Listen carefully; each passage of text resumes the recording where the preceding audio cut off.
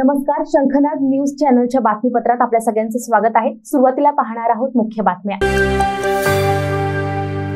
चंद्रपूर जिल्ह्यात पालकमंत्री सुधीर मुनगंटीवार यांच्या प्रयत्नाने पीक विमा कंपन्यांची दडलेली संपुष्टात आली आहे।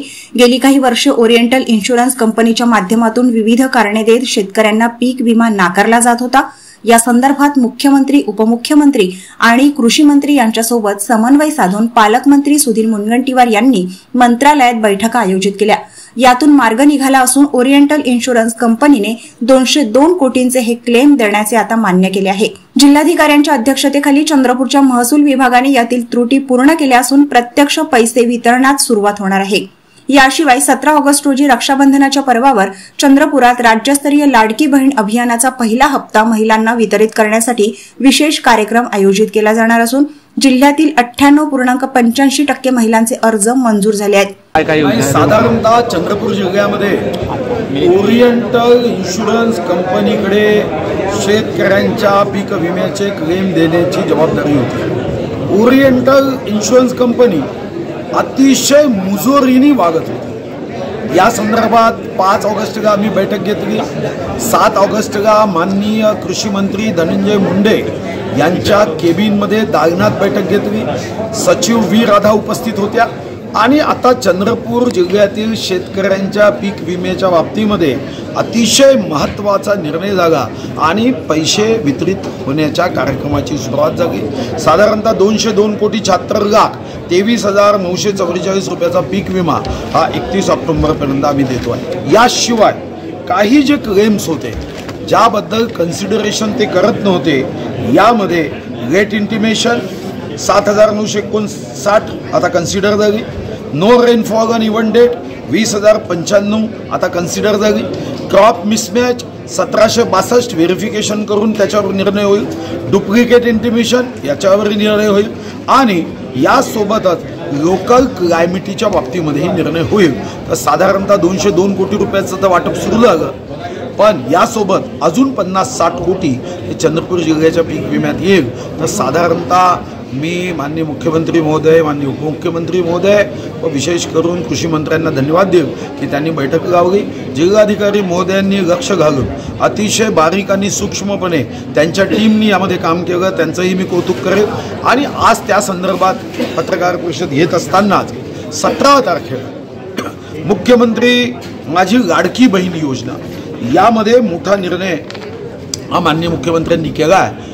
रक्षाबंधनाच्या दिवशी पैसे पोचावे, पण 1,24,00,000 महिलांना 2 महिन्याचे 3,000 प्रत्येकी त्यांच्या खात्यात टाकायचे असल्याने 1,24,00,000 महिलांना पोचायला साधारणतः 48 तास लागतील।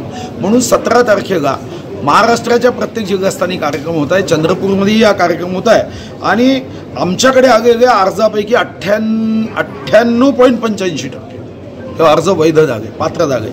2,67,486 आमच्या लाडक्या बहिणींना 3,000 रुपये प्रत्येकी त्यांच्या खात्यामध्ये चंद्रपूर जिल्ह्यात जात आहे। काही लोक अफवा पसरवतात की या योजनेमध्ये 31 ऑगस्ट नंतर योजना बंद होणार आहे। अशा बुद्धिहीन लोकांच्या अफवेला कोणीही प्रोत्साहन देऊ नये।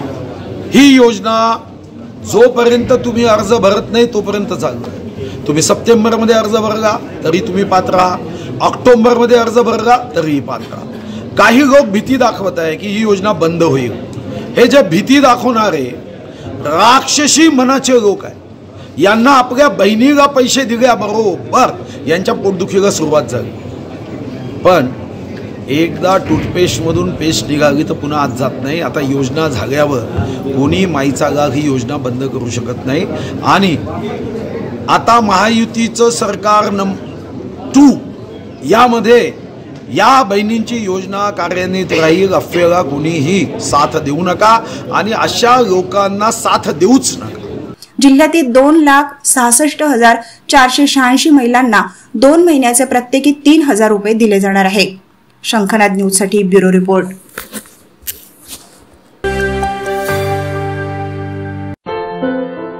क्या हुआ बहू? माँ, पाइल्स की बहुत तकलीफ हो रही है।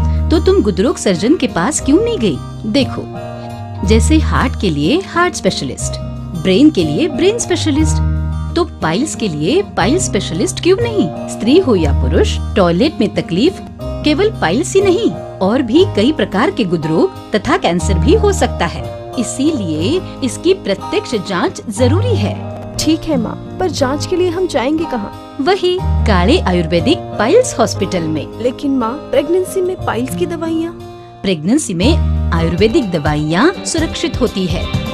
जनहित में जारी काले आयुर्वेदिक पाइल्स हॉस्पिटल, औषधि चिकित्सा तथा सर्जरी ट्रीटमेंट उपलब्ध। हमारा पता उमरेड रोड, दिघौरी बस स्टॉप के पास, नागपुर। अधिक जानकारी के लिए वेबसाइट पर जाएं kalepileshhospital.com।